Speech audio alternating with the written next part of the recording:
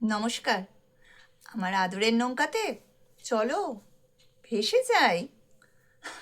আমি first time যখন ব্লগটা স্টার্ট করলাম তখন একটা ওই ছোট্ট ট্রিপ দিয়ে স্টার্ট করেছিলাম, একটা বেড়াতে যাওয়া ছোট্ট মতন। কিন্তু আজকে আমরা যেটা শেয়ার করতে চলেছি সেটা কিন্তু কোনো বেড়াতে যাওয়া নয়। আমার ব্লগগুলো কীরকম হবে জানো তো? এই আমার দৈনন্দিন জীবনের যে ছোট ছোট ভালো লাগাগুলো আছে বা যে জিনিসগুলো নিয়ে আমরা আঁকড়ে বাঁচতে চাই, সেই জিনিসগুলো তোমাদের সঙ্গে শেয়ার করতে চাই। তার মধ্যে একটা মস্ত বড় জিনিস হলো থিয়েটার। তোমরা থিয়েটার দেখো নিশ্চয়ই, কেউ কেউ নিশ্চয়ই করো, তাহলে তোমরা ভালোই জানবে থিয়েটারটা। আমরা অনেকগুলো বছর থিয়েটারের সঙ্গে যুক্ত আছি, কিন্তু এখন আমাদের যে একটা ছোট্ট থিয়েটারের গ্রুপ আছে, সেটা ঠিক থিয়েটারের গ্রুপের মতো না, সেটা একটা ছোট বাচ্চাদের না মিষ্টি একটা ক্লাস। সেখানে অনেক কিছু শেখানো হয়, নাচ গান অভিনয়। কিন্তু শুধু সেগুলো শিখলেই তো হবে না, না? আমাদের একটা কিছু উদ্দেশ্য নিয়ে জীবনে এগোতে হয়, কিছু একটা পারপাস লাগে না লাইফে? তো সেই পারপাসটাই আজ আমি তোমাদের জানাবো, যে আমাদের থিয়েটারটা শুধুমাত্র থিয়েটার নয়, একটা পারপাস আছে তার, তার পেছনে একটা কারণ আছে করার। সেই কারণটা দেখবার জন্য তোমাদের ব্লগটা দেখতে হবে। চলো শুরু করি। আজকে একটা সেমিনার অ্যারেঞ্জ করা হয়েছে, যার নাম হলো থিয়েটার অ্যাজ আ থেরাপি। কিরম থেরাপি? আসলে আমরা আমাদের ফিজিক্যাল প্রবলেমসগুলো অনেক সহজে দেখতে পাই, কিন্তু আমাদের অনেক সময় মানসিক কিছু সমস্যা হয়, সেগুলো কিন্তু আমরা সবসময় দেখতে পাই না, কিন্তু অনেক আচারে আচরণে আমরা সেগুলো কিন্তু বুঝতে পারি। থিয়েটার কিভাবে কোনো বাইপোলার মানুষকে, কোনো ছোট বাচ্চা যেরকম চাইল্ড উইথ অটিজম যারা, তাদেরকে সাহায্য করতে পারে, এই সাহায্যের হাত বাড়িয়ে দিতেই আজকে আমাদের সঙ্গে আছেন বেশ কিছু বিশেষজ্ঞ ডাক্তার এবং কিছু সাইকিয়াট্রিস্ট, আর যারা এই নিয়ে পুরো কাজ করছেন কিছু টিচার্স। আসুন দেখা যাক। কিন্তু আমরা কারা? এটা তো একটা বিশাল প্রশ্ন। আমাদের এই গ্রুপটা হলো ডোডোর দুষ্টুমি ক্লাস। ডোডো হচ্ছে আমার হাজব্যান্ড, আর তারই দুষ্টুমি ক্লাস। তাতে ছোট ছোট বাচ্চারা আসে, যে যার মতন দুষ্টুমি করতে পারবে সেই আশা নিয়ে। আর তার সঙ্গে এই মজাগুলোও চলবে, আর একটু চিকিৎসাও চলবে। আমরা এসে গেছি আমাদের বাচ্চা কাচ্চাদের নিয়ে গড়িয়াহাট ফার্ন রোডের Diksha psycho education and research unit of Anil Kumar Sen memorial ট্রাস্টে, যার কর্ণধার হলেন সাইকোথেরাপিস্ট গ্রাফিওলজিস্ট অরূপ কুমার সেন, আর ওনার সহধর্মিণী আমাদের সকলের প্রিয়, আমাদের গুরু, স্বনামধন্যা সঙ্গীত শিল্পী ডক্টর ইন্দ্রাণী সেন। এই দুই বিশিষ্ট মানুষের আশীর্বাদে আমরা আজকের এই সেমিনার করতে চলেছি। ডোডোর দুষ্টুমি ক্লাস AKS মেমোরিয়াল ট্রাস্টের দীক্ষা সাইকো এডুকেশন অ্যান্ড রিসার্চ ইউনিটের সহযোগিতায় বাইপোলার ও অটিস্টিক শিশুদের জন্য থেরাপি হিসেবে থিয়েটারের শীর্ষক একটি আলোচনামূলক সেমিনারের আয়োজন করা হয়েছে আজকে। Tangled, let's overcome the impossible. এই সেমিনারে বিশেষ কিছু ডাক্তাররা উপস্থিত রয়েছেন। Doctor Arunalok Bhattacharya, deputy director professor institute of child health; doctor Anirban Goji, psychiatrist and mental health expert; Soumi Chakraborty, clinical psychologist. Seminar আর আমাদের ছোট্ট নাটক ফ্রেশ ব্রেথ।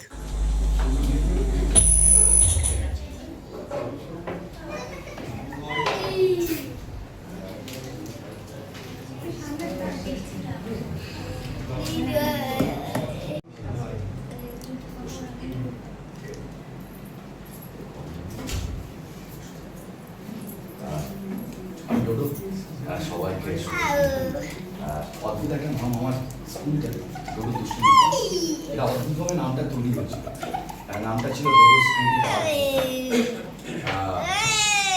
যখন লকডাউন হয়ে যাওয়ার পর আমি আমার ছেলেকে দেখতে থাকি যে মাঠ থেকে মোবাইল টানাটানি আর তার নানির থেকে মোবাইল টানাটানি করছে। আর যেহেতু বাচ্চাদের সাথে আমি একটু কাজ করতে ভালোবাসি, খারুস বস বেশভূষাতে, তা আমি বললাম দেখ তোরা তো কী করছিস লকডাউনে, তাহলে আমরা একটু দুষ্টুমি করি।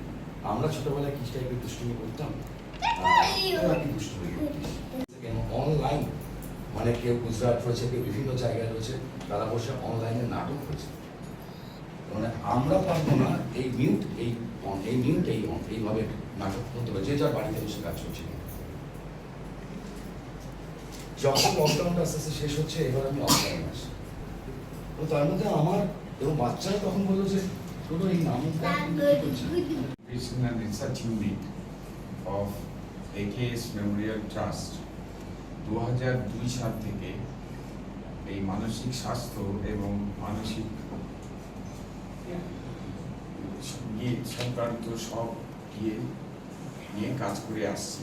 তাছাড়াও নন ক্লিনিক্যাল কাউন্সেলিং, সাইকোথেরাপি এবং গ্রাফোলজি, থেরাপিউটিক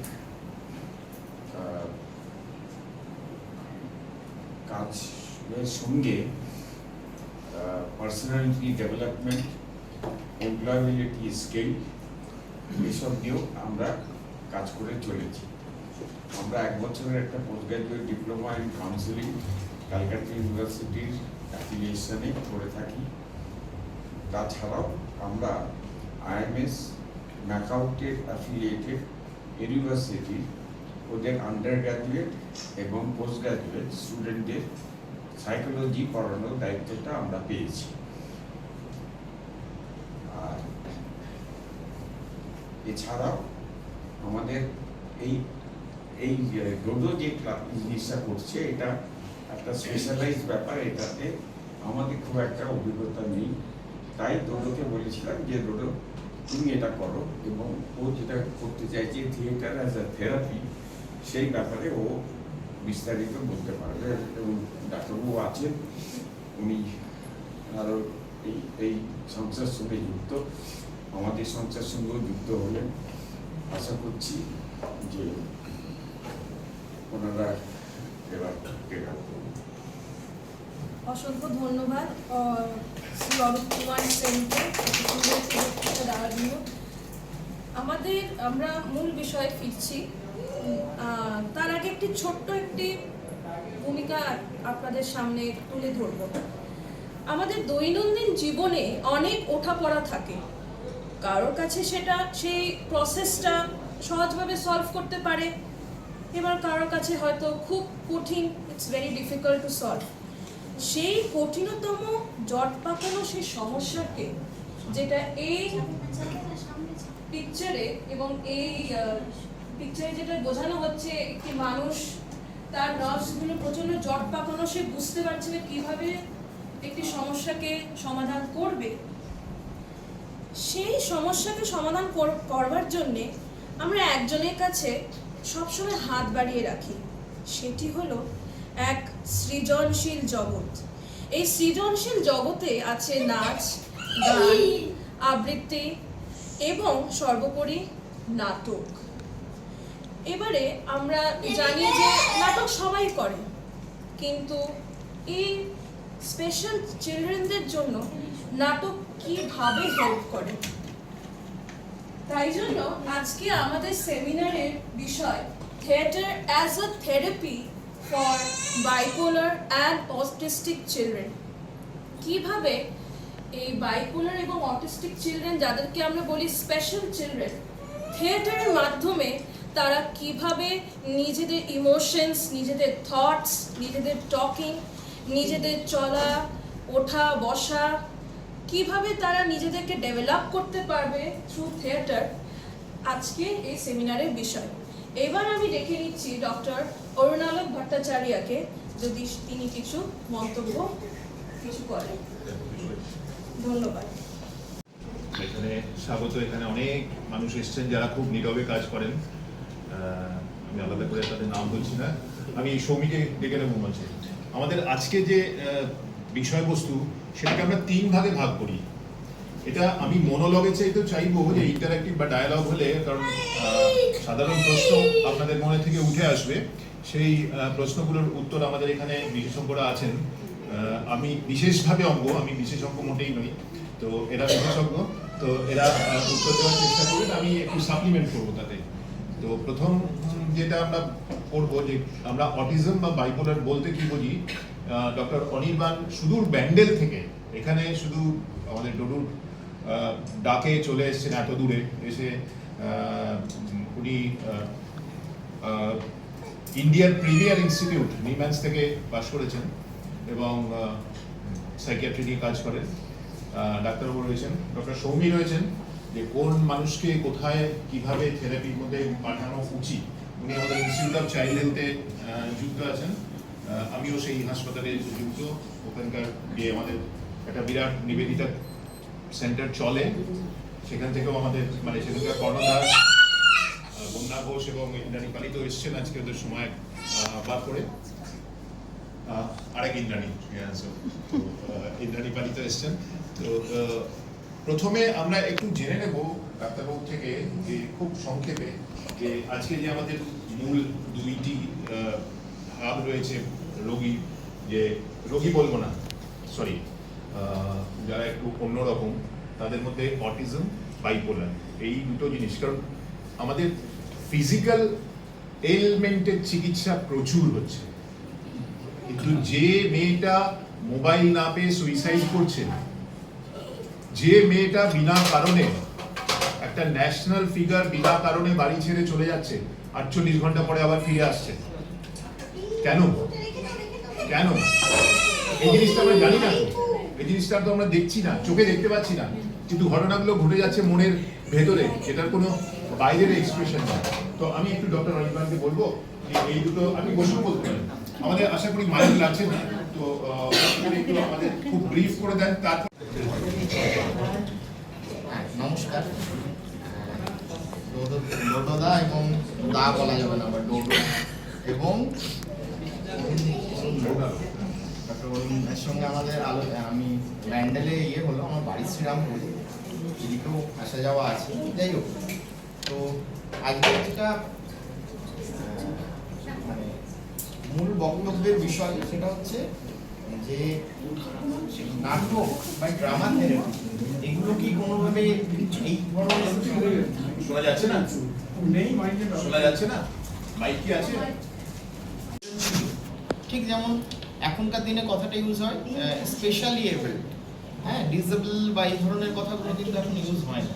তো সেই জায়গাটা একটা চেঞ্জ কিন্তু এসছে, এবং সেই কয়েনেজটা চেঞ্জ আসার পর থেকে কিন্তু আমাদেরও ভাবনা চিন্তার হয়তো আস্তে আস্তে চেঞ্জ আসছে, মানে যারা প্রতিদিনের ভাবনা চিন্তা আমরা করি তাতে একটুখানি চেঞ্জ আসার দরকার আছে। কেন না, একটা অটিজমের একটা ব্রেন, সেটার এখন খুব অ্যাকসেপ্টেড একটা থিওরি হচ্ছে থিওরি অফ সাইন্যাপটিক প্রুনিং।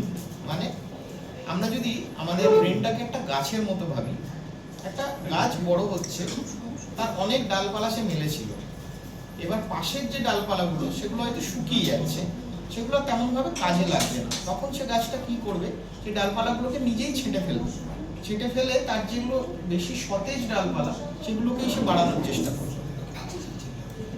ব্রেনেও একটা সেরকম প্রসেস হয়, যেটা আমাদের সাইন্যাপস, মানে নিউরন যেগুলো নিজেদের মধ্যে কানেক্টেড, সেই কানেকশনগুলো হচ্ছে সাইন্যাপস।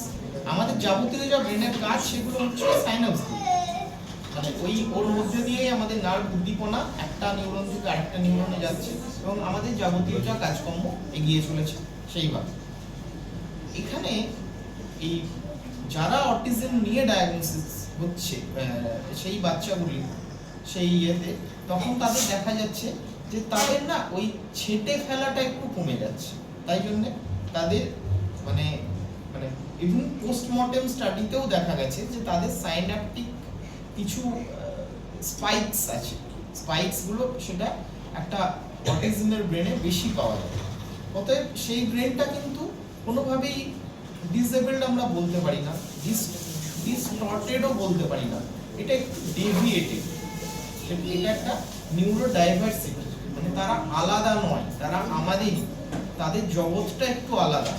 আমরা কিন্তু সবার সঙ্গে কানেক্ট করতে পারবো তাদের মতো করে যদি মিশি। মানে এখানে আরেকটা থিওরি আছে, theory of mind. Theory of mind কি, যে আমার সামনের মানুষটা কি বলছেন ভাবছেন সেটা আমি বুঝতে পারবো, সেটা আমার বোঝা, তার ইমোশন কি সেটা আমি বুঝতে পারি। কিন্তু অটিজমের মানে অটিজম আক্রান্ত একটি বাচ্চা, সে কিন্তু সেইটা হয়তো বুঝতে পারছে না বা সে নিজেকে এক্সপ্রেস করতে পারছে না। আর একটা মজাদার থিওরি আছে মিরর নিউরন থিওরি। মিরর নিউরনটা কি, যে আমরা কাউকে একটা কোনো কাজ ফ্রন্টাল লোবের নিচের দিকে, টেম্পোরাল লোবের উপরের দিকে, প্যারাইটাল লোবের নিচের দিকে, ওইখানে কিছু নিউরন আছে, তাদের ওইখানে মিররের মতো ওখানে কিন্তু ওই কাজ বা ওই জিনিসটা, ওই অ্যাক্টটা ওখানেও কিন্তু রিফ্লেক্টেড হচ্ছে, সে দেখে শিখছে করাটা, ইমিটেশন। হ্যাঁ, তো চাইল্ড উইথ অটিজম বা তাদের ব্রেনে কিন্তু সেই একটা মিরর নিউরনের সিস্টেমের একটা সমস্যা থাকে। আমরা খুব ধরে নিই যে যে গাছটার ওই ডালপালাগুলো ছাঁটা হয়নি, সেই যেমন দেখতে একটু অন্য রকম, সেই জন্য এই ব্রেনগুলো হয়তো কি করছে, সব যে ইনফরমেশন আসছে সেটা সে ফিল্টার করতে পারছে না, তার মধ্যে একটা ওভারলোড হচ্ছে, সে একই জিনিস বারবার করছে, সে অপরের ইমোশনটাকে বুঝতে পারছে না। এখানে মানে নাটক এমন একটা কলা যেখানে কিনা এই এক্সপ্রেশন ব্যাপারটা কিন্তু ভীষণভাবে বুঝতে হয় বা এটা এক্সপ্রেস করতে হয়। তো সেটা কিন্তু একটা খুব রেশনাল ওয়ে অফ থেরাপি হতে পারে, হ্যাঁ, যেটাতে কিনা একটা সিস্টেমের মধ্যে আসা। অটিজমের একটাই থেরাপি হয়, সেটা হচ্ছে সোশ্যাল স্টিমুলেশন। আজ পর্যন্ত কোনো ওষুধ কিন্তু অটিজমের আবিষ্কার হয়নি, সম্ভবত হবেও না। সম্ভবত মানে ওষুধ মানে মলিকুলের কথা বলছি। একটা মানে সেমিনারে গেছিলাম, সেখানে একটা সায়েন্টিফিক সেমিনার ছিল, সেখানে প্রেজেন্টেশন হচ্ছিল অটিজমের থেরাপি নিয়ে। তো সেখানে মানে প্রায় সে যিনি প্রেজেন্ট করছিলেন প্রায় 100 রকমের থেরাপির কথা বলা হয়েছে, এবং লাস্টে এই কথাটাই হলো যে এইটা প্রমাণিত যে কোনটা বেশি নয়, মানে কোনটা ইফেক্টিভ নয়, মানে থেরাপি নয়, মলিকিউল বা থেরাপি সব মিলে। অতএব ওষুধের কাজ কিন্তু এখানে নয়। যেটা অটিজমের একমাত্র যেটা ভালো করতে পারে সেটা হচ্ছে সোশ্যাল ইন্টারাকশন, হিউম্যান ইন্টারাকশন। আমাদের দেশের এই দেশভক্তির দেশে এই সুবিধাটা অন্তত আছে যে মানে স্কুলে গেলে, সাধারণ মাঠে খেলতে গেলে, হ্যাঁ, বা এই ধরনের কোনো সংস্থার ইয়েতে এলে অটোমেটিক কিছু সোশ্যাল স্টিমুলেশন হবে, সেইটা একটা পজিটিভ পয়েন্ট বটে। তো নাটকের ওই একটা নিয়ম কানুনের মধ্যে আসা, একটা কিছু দেখে শেখা, সেটা নিজে এক্সপ্রেস করতে শেখা, সেগুলো কিন্তু খুব রেশনাল ওয়ে অফ থেরাপি হতে পারে। এবার এটা নিয়ে রিসার্চ কি হয়নি? হ্যাঁ, কিছু কিছু হয়েছে, কিন্তু সেগুলো খুব মানে সমস্যাটা হয়ে যায় যেখানে খুব স্মল স্যাম্পল সাইজ, মানে খুব বেশি মানুষের উপরে এটা অ্যাপ্লাইড হয়নি, তাই জন্য সেগুলো যে এখনো খুব নিলে আমাদের মানে তাদের তো একটা কিছু থেরাপি বলুন বা চিকিৎসা বলুন বা যাই বলুন, ইংরেজিতে বলুন বাংলায় বলুন, তো তাদের তো একটা কনস্ট্রাকটিভ একটা থেরাপির মধ্যে ফেলতে হবে, না হলে তো ওটা হবে না। তো সেটা আমরা কখন ফেলতে পারি, কত বয়সে ফেলতে পারি, বা কখন করলে আমাদের সুবিধা হয়, সেটা যদি আপনি বলেন। ওইসব বলতে পারেন, যা আপনার যেখানে কমফোর্টেবল।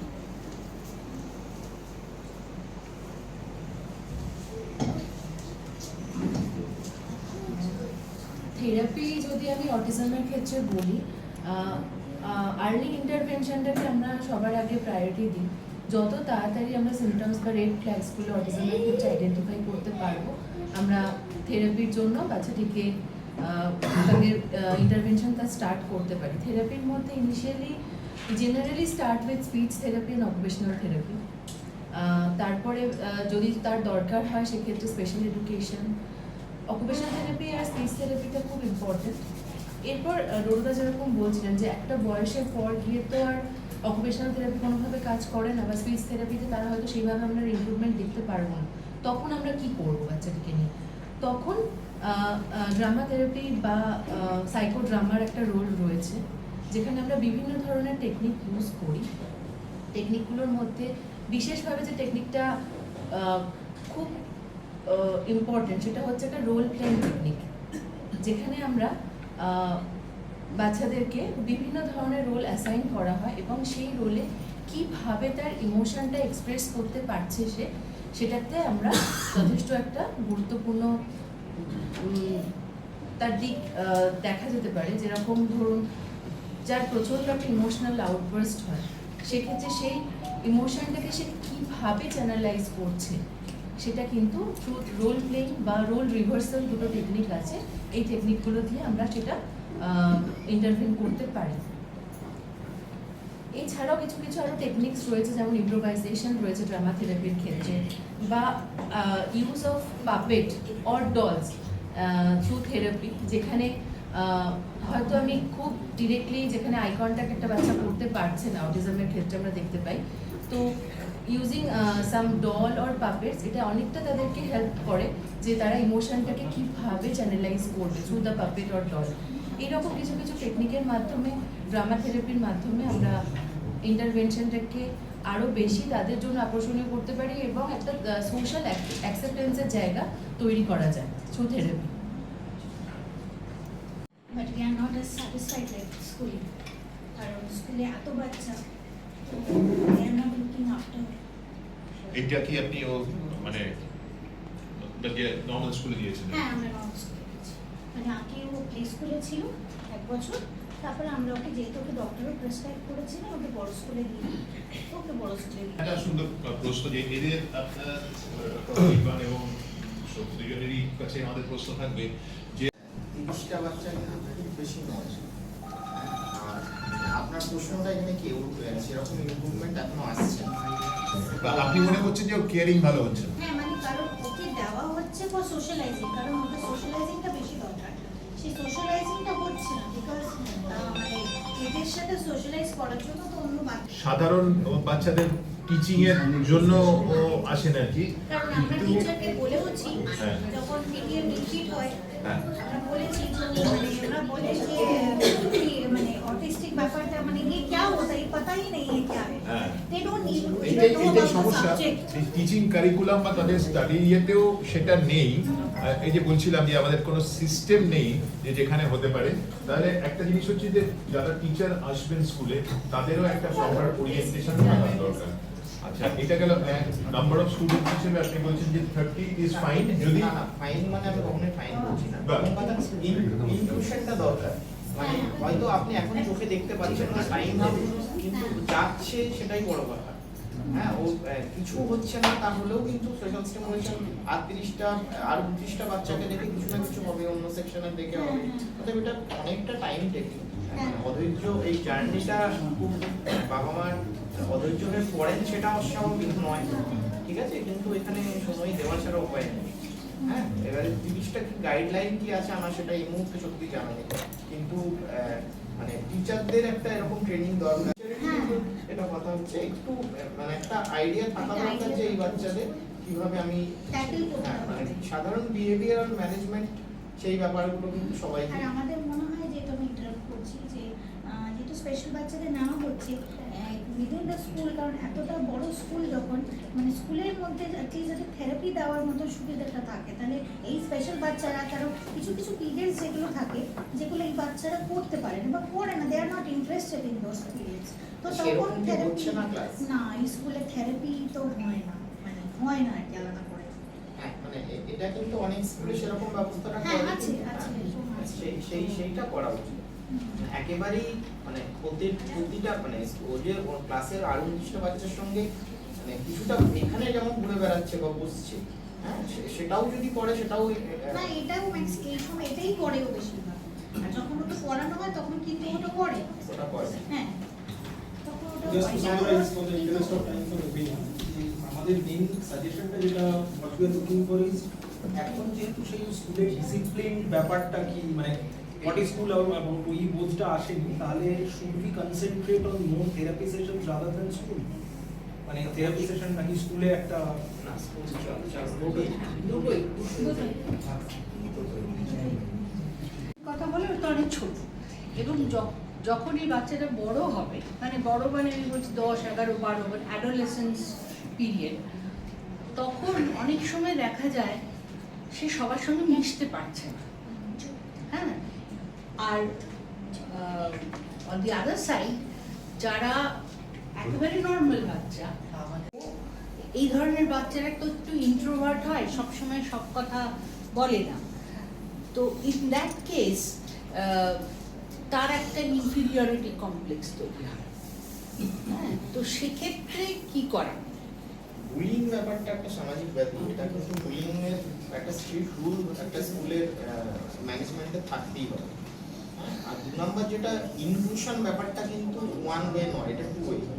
মানে ওকে একটা মানে ওকে যদি নেওয়া হয়, ও যেমন ওদের কাছ থেকে শিখছে, বাকি 29টা বাচ্চাও কিন্তু শিখছে। আমার কিন্তু আমার বন্ধু, এর সঙ্গে কিন্তু আমাকে এটাও একটা পার্ট, আমাকে কিন্তু এটাও জুঝতে হবে, শিখতে হবে। মানে এটা একটা ওয়ে অফ টিচিং যেটা সিস্টার ওদের মধ্যে ইনভাইট করবে না মানে টিচার দুপক্ষেই সেখানে হ্যাঁ টিচারের রোলটা কিন্তু ভীষণ ইম্পর্টেন্ট হয়ে যাচ্ছে। একটা নর্মাল স্কুলের টিচারদের অ্যাটিটিউড যেরকম হওয়া উচিত, যেখানে এই ধরনের বাচ্চা আছে সেখানে teacher should be more responsible আমার মনে হয়। বলি আপনার আমি বলছিলাম যে we should introduce some awareness classes in schools যেখানে সব ছেলেরা মেয়েরা যারা আছে টিচার্সদের বলতে হবে they are not different from you and they should you should be very ফ্রেন্ডসদের সাথে ফ্রেন্ডস হবে কি করে না অ্যাওয়ারনেস লাইক আমাদের তো অনেক কিছু অ্যাওয়ারনেসের ক্লাস হচ্ছে why not introduce some workshops for students যেখানে ওরা বলবে যে these children are not different but they are and it is not their fault if they are a little different it is God has created them that and আমাদের acceptance এ থাকতে হবে and they should be sort of promoted to be mingling with them তাই না খাবার টাইমে খাবার share করো বইটা এগিয়ে দাও you know it then the relationship starts and it should start হয় না but we should start it যদি individually আপনারা স্কুলে বলেন তো I think the school যে সিস্টেম যে মারা ফেস করছে প্রবলেমটা I think it will lessen day by day because we are not telling আমরা চুপ করে আছি আমরা just চুপ করে আছি I think we should talk to the parents I mean Now, sometimes how to stop guilt. Sometimes I do bad things and I have guilt. So how to stop that guilt? O Sometimes মাঝে মাঝে ওর ব্যাপারটা আমি বুঝি মাঝে মাঝে খুব মানে খারাপ জিনিস ওর যেটা খারাপ লাগে মানে কালকে আমাকে এসে কিছু বললো জানো মা আমি না মাকে ধাক্কা মেরেছি এবং আমার খুব খারাপ লাগছে তখন গিয়ে প্রায় হাওয়া করে কাঁদছে মানে আমাদের মানে নাটকের রিহার্সাল হচ্ছে আমার না খুব খারাপ লাগছে তো এই যে ওর একটা ফিলিং আসছে আফটার কমেডি যেটা হয়তো আনকন্ট্রোলড ওর একটা কাজ করে ফেললো তারপরে গিয়ে ওর একটা সিভিয়ার ডিপ্রেশন বা একটা কিছু হচ্ছে যেটা ও কেঁদেও ফেলছে মাঝে মাঝে তো সেইটার থেকে ও বলছে যে কি করে বেরোনো যায় এইটাই কালকে ও আমাকে বলে জানো মাকে আমি ধাক্কা মেরেছি বলে খাবো করে কাঁদছে তখনও ভীষণ পরে খুব মানে রিপেন্ট করে কিন্তু he does the same mistake again and again years I am handling Bidipta আমার যেটা এক্সপিরিয়েন্স প্রথম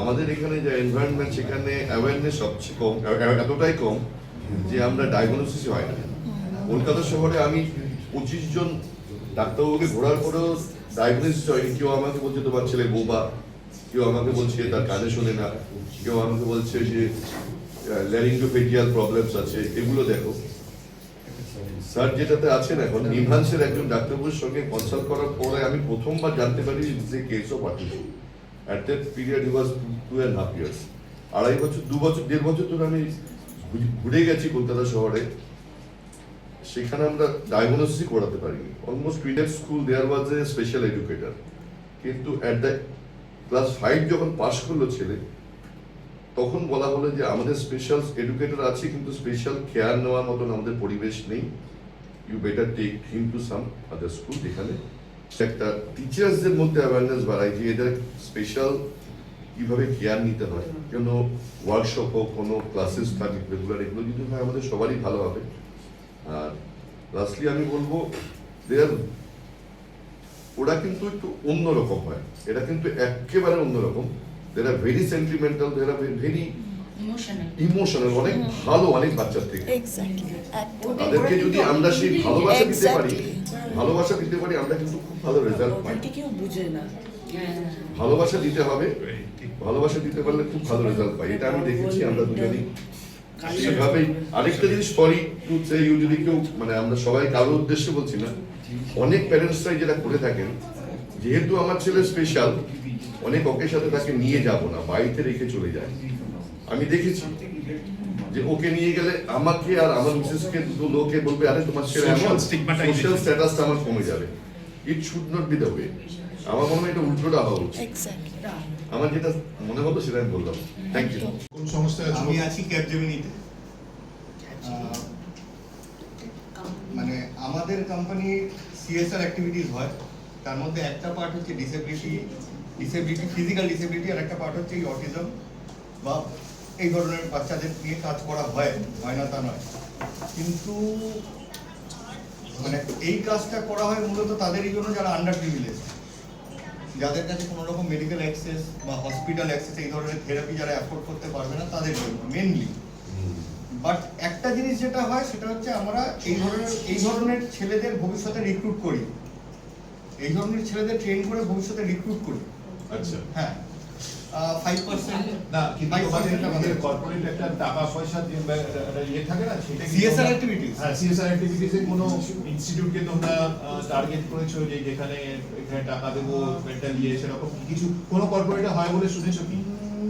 বাকিগুলো বলতে পারবো না, আমাদের নিজস্ব টিম আছে, আমরা আমাদের নিজস্ব থেরাপিস্ট ডক্টরস আছেন, তো দ্যাটস গুড। মানে এরকম যদি কর্পোরেট ওরা বলছে যে নিজেরা ট্রেনিং দিয়ে নিজেদের অর্গানাইজেশন করে 5% ডেভেলপ করে, যদি হয় খুবই ভালো, সেটা তো খুবই ভালো। 5% আমাদের সঙ্গেই কাজ করে, এরকম আছে, এটা খুবই ভালো। 5% আছে। বাবু তুই কি বলছিস?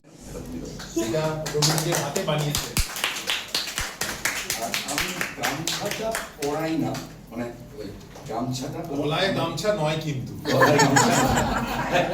এটা তুমি বসো।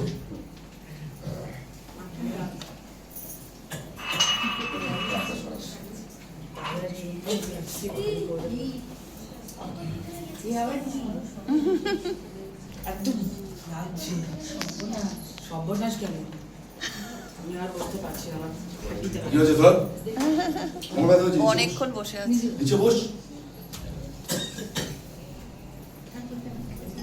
এবার আসছি আমি থেকে চলে এসেছি এখানে। দাদা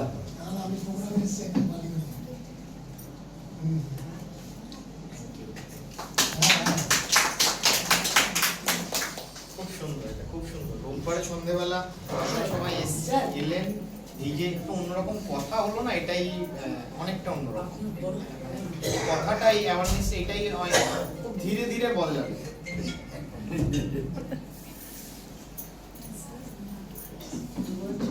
সবাই কি করা উচিত, পাশে কি করা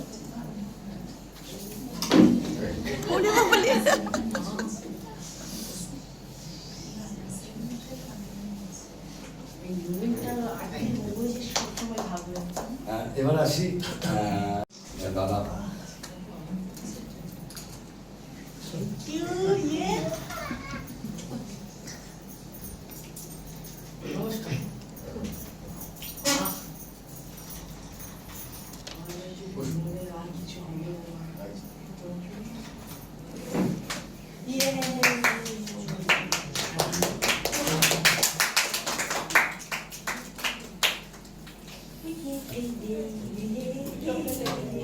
আচ্ছা, এরকম অবস্থা ওনারা বেরোতে পারবে না। আচ্ছা, এবার আর ওরটা দাদাকে মেমেন্টো দেওয়ার আর কিছু হিসাব দেওয়ার ইসে নেই। দাদাকে ওই বলে না, আমি আচ্ছা আবার পরে হবে, আমি তো না একবারে এই ব্যাপারটা কমপ্লিট করে দিই, এটা কমপ্লিট করে দিই দাদা। Thank you. এটা দাদার জন্য, এটা দাদার জন্য। এবার আমরা যাবো। কজন স্পেশাল চাইল্ড আছে সেটারও একটা হিসেব দিতে হবে। অসাধারণ। তাছাড়া এটা স্পেশাল কবে থেকে শুরু হয়েছে আর মোটামুটি? স্কুলের নামটা একটু বলো তোমার। 7-8 বছর তো হবে। স্কুলের নাম? স্কুলের নাম আর্যকন্যা মহাবিদ্যালয়। বাবা অবশ্যই হ্যাঁ, পারবো। সেখানে শুরু হয়েছে এবং স্পেশাল এডুকেটর আসেন। অবশ্যই তিনি মানে 3-4টে স্কুল একসাথে দেখেন, কিন্তু একদম যে দেখা হয় না তা কিন্তু না। আমি প্রাইভেট স্কুলের কথা বলতে পারবো না, কিন্তু গভর্নমেন্ট স্কুলে কিন্তু একটা প্রজেক্ট আছে এবং করাও হচ্ছে। তাছাড়াও অনলাইনে আমাদের মানে এডুকেট করার চেষ্টা করা হয় বিভিন্ন মিটিং করে, যে কি করা হচ্ছে, কিভাবে ওদের সঙ্গে ইন্টারঅ্যাক্ট করা হচ্ছে। হয়তো খুব একটা ভালো কাজ এখনো খুব ভালো, হয়নি, শুরুটা তো হ্যাঁ, হ্যাঁ, কিন্তু এটা চেষ্টা একটা দরকার, একটা জায়গায় শুরু একেবারে যে দরকার। হয়নি তা নয়। একদম খুব ভালো, সেটাই খুব আমি ভালো, বললাম। ভালো। এটা খুব ভালো।